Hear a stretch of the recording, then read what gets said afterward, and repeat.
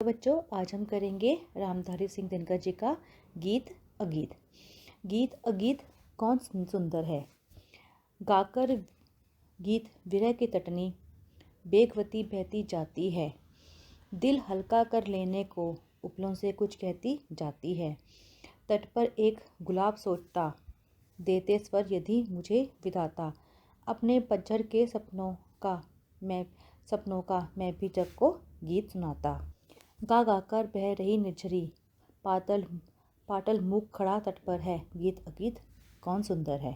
अर्थात इसमें दिनकर जी ने एक तुलनात्मक प्रश्न किया है कि गीत और अगीत दोनों में से अच्छा कौन है।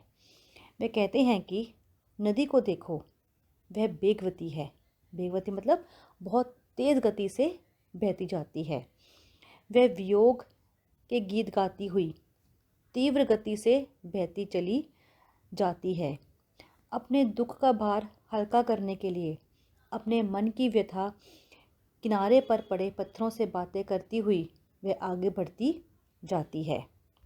दिल हल्का कर लेने को उपलों से कुछ कहती जाती है। मतलब अपने मन का दुख का भार हल्का कर लेने के लिए किनारे पर जो पत्थर पड़ोते हैं, वह उनसे पत्थरों से बातें करती हुई आगे बढ़ती जाती है। वहीं दूसरी ओर तट पर एक गुलाब सोचता, देते स्वर यदि मुझे विधाता। अपने पतझड़ के सपनों का मैं भी जग को गीत सुनाता।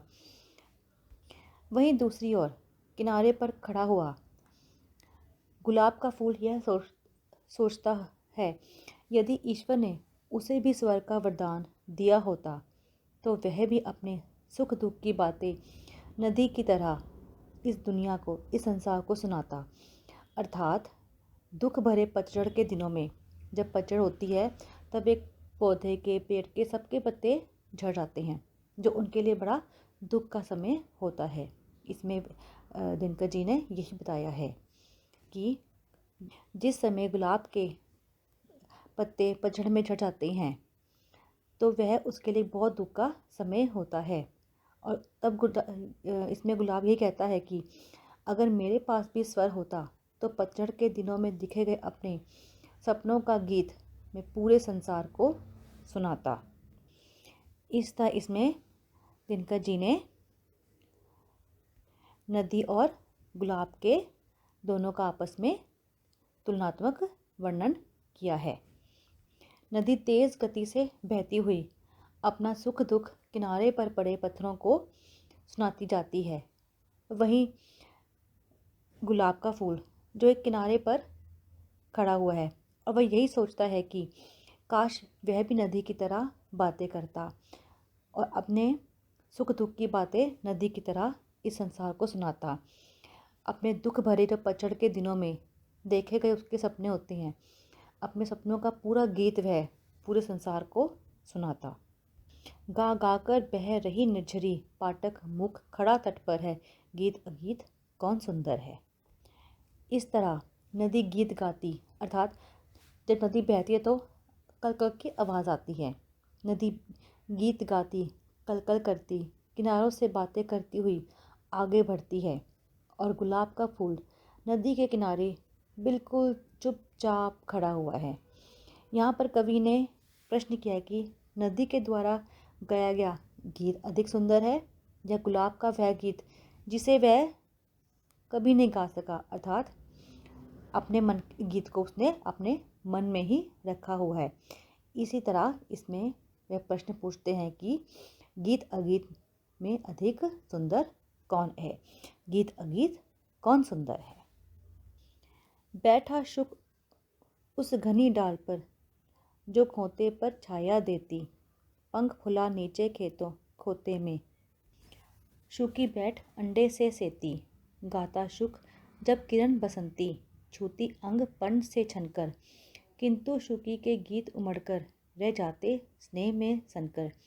गूंज रहा शुक का स्वर वन में, फूला मगन शुकी का पर है। गीत अगीत कौन सुंदर है। इसमें दिनकर जी ने गीत अगीत के अंतर को दर्शाने के लिए शुक व शुकी का उदाहरण दिया है। शुक होता है तोता और शुकी होती है मादा तोता। बैठा शुक उसी घनी डाल पर जो खोते पर छाया देती। कवि ने इसमें कहा है कि शुक तोता पेड़ की उस घनी डाल पर बैठा है जिसकी छाया उसके घोंसले पर पड़ रही है। पंख फुला नीचे खोते में शुकी बैठ अंडे है सेती। उसी घोंसले में शुकी मादा तोता बैठी हुई है। वे पंख फैलाकर अपने अंडे से रही है। गाता शुक जब किरण बसंती छूती अंग पण से छनकर। जब सूरज की बसंती किरणें पत्तों से छनकर आती हैं और उनके अंगों को छूती हैं तो शुक प्रसन्नता से गा उठता है। अर्थात जब सूरज की किरणें पत्तों के बीच में से छनकर आती है, कहीं आ रही है कहीं छाया है, तो उसमें जो शुक है वो बहुत प्रसन्न होता है और अपने अंगों को, जिन पर सूरज की धूप पड़ रही है, किरण पड़ रही है, वह उसे इतनी अच्छी लग रही है कि वह प्रसन्न होकर प्रसन्नता से गा उठता है।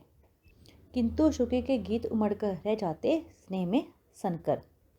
द शुक की स्वर लहरों से रोमांचित होकर शुकी भी, स्वर लहरें मतलब जब शुक्र प्रसन्नता से गाता है तब उसकी मधुर आवाज़ सुनकर शुकी भी बड़ी प्रसन्न होती है और कोई प्रेम भरा गीत गाना चाहती है। शुक्र को इतना प्रसन्न देखकर शुकी भी प्रसन्न होती है, उसका मन भी बहुत प्रसन्न होता है और वह भी रोमांचित होकर शुकी की तरह कोई प्रेम भरा गीत गाना चाहती है। किंतु शुकी के गीत उमड़कर रह जाते स्नेह में भरकर। पर उसके मन में उठने वाले जो गीत हैं वे वात्सल्य भाव में ही डूबकर रह जाते हैं, क्योंकि जो शुकी है वो घोंसले में बैठी हुई है और अपने अंडों को अपने पंखों से सहला रही थी। इसलिए उसकी जो मन में अपने अंडों को लेकर जो प्यार था, जो वात्सल्य भाव था, उसके कारण वह अपने मन में उठने वाले इस गीत वात्सल्य भाव में ही डूबकर रह जाती है।